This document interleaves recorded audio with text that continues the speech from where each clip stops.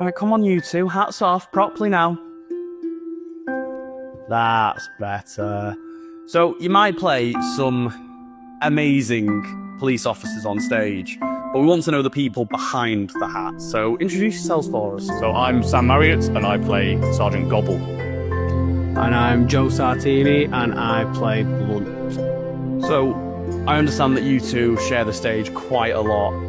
Is there any particular comedy duo or celebrity duo that you two compare yourselves to?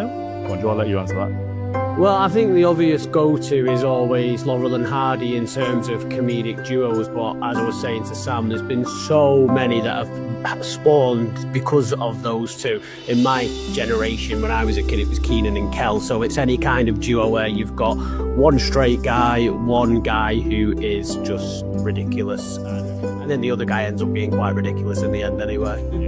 Well, join forces. Yeah, we're definitely both ridiculous in this way, aren't we? So, in preparation for this show, did you look into anything to do with police work, or did you more look into the comedy aspects of police?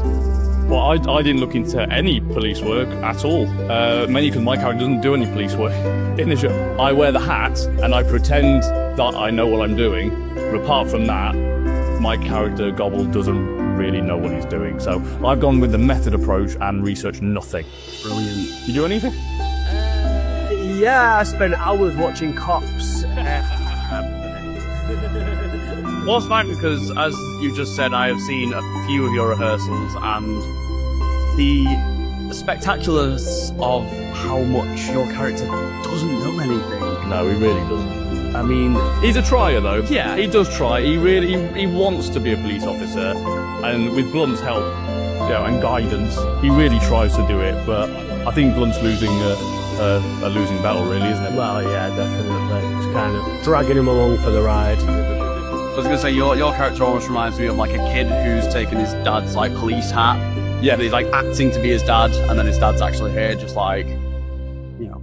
Yeah. Oh, definitely. Yeah. Yeah. Well, we live together, don't we? Yeah. In the show, and so it is very much that relationship of brothers. But we are.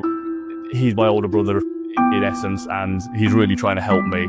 But I'm a complete lost cause. Yeah, I think that's why they've managed to maintain the partnership as long as they have, because they would have lost patience a long time ago had they not been living together.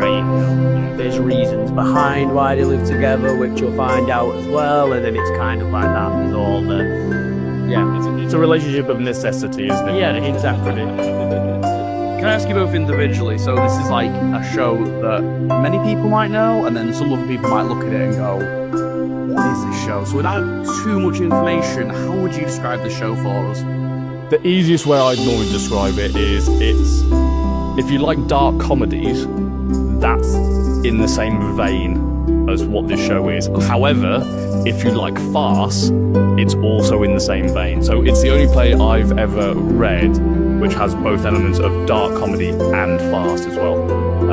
So it's, if you like either or both combined, this is what this show is about. It's got some really dark humour, has some dark subject matter, but it is ridiculously hilarious at the same time. Yeah. That's the thing, is when I've seen it being described by the Garrick as a dark farce, I'm like, oh yeah, I've never really thought of that as a genre in the first place, but this hits all those points because it's got like all the elements of a good farce and really, really dark comedy. Like, but I'd say funny, like it's mostly funny in it. It's like there's obviously moments within it, but it's very, very comical at the same time. Yeah, it's not.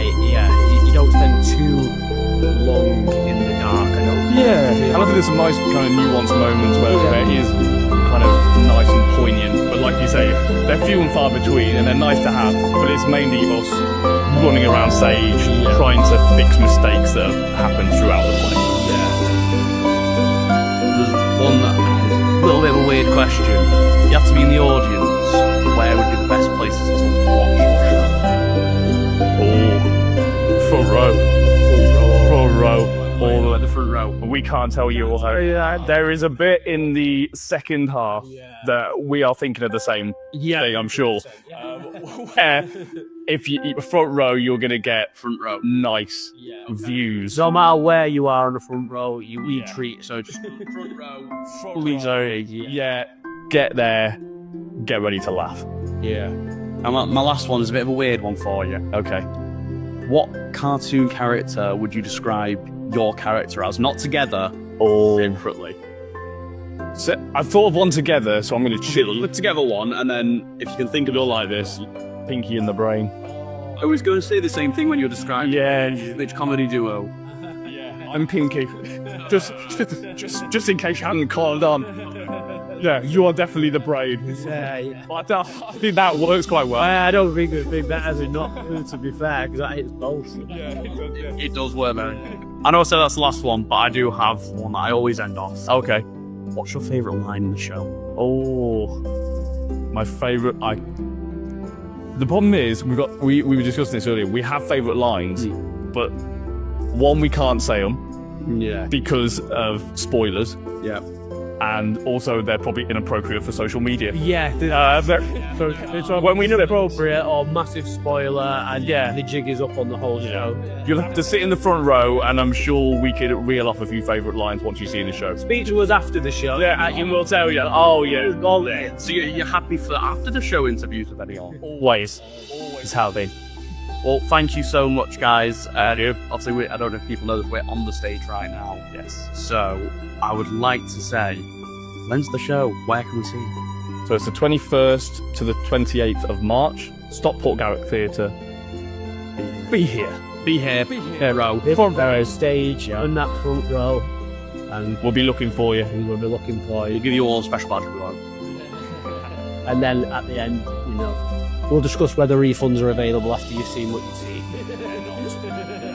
But you won't need it. You won't need it. You may be wondering what you've just seen, but that It'll be life-changing, maybe not in a good way. You'll have to be disrespect. Thank you so much, guys. The show goes absolutely brilliantly. Thank you.